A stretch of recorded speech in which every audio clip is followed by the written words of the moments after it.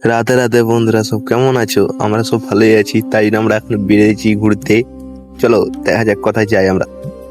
তো আমরা আমাদের সব গ্যাংটা নিয়ে বেরিয়ে গেছি, দেখতেই পাচ্ছ তোমরা। তো বন্ধুরা এই সাইডে জায়গাগুলো দেখে তোমরা চিনতেই পারছো, কিন্তু যারা যারা এসেছে তারাই শুধু চিনবে। তো ফাইনালি আমরা এখন আছি দীঘার জগন্নাথ মন্দিরে। তো দেখতেই পাচ্ছ তোমরা, চলো তোমরা একটু ঘুরিয়ে দেখাই। মন্দিরে প্রবেশ করার পর দেখতেই পাচ্ছ শ্রী শ্রী জগন্নাথ মন্দির লেখা আছে এখানে। মন্দিরে ঢোকার পর এই যে জগন্নাথজির ছবিটা দেখতেই পাচ্ছ তোমরা।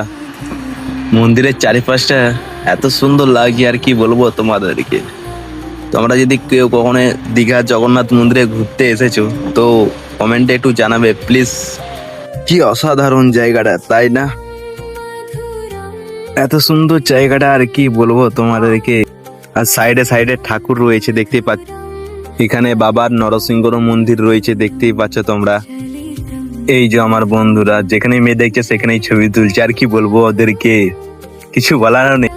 এই যে আমাদের জগন্নাথ বাবার রথ দেখতেই পাচ্ছ, কাজকে যেতে পারলাম না তো জুম করে দেখালাম। একটু সন্ধে হতেই মন্দিরের লাইট গুলো এত সুন্দর লাগছে আর কি বলবো, পুরো অসাধারণ। পুরো এইটা দেখে আমার পুরো মনটা ভরে গেল। এত সুন্দর জিনিস দেখতে পাবো কখনো স্বপ্নে ভাবিনি আমি।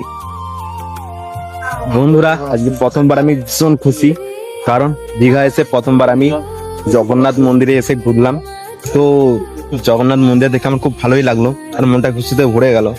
যদি তোমরা কখনো আসো তো জগন্নাথ মন্দির নিশ্চয়ই ঘুরবে।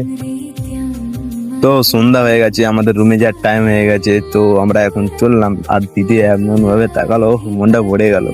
Bye bye.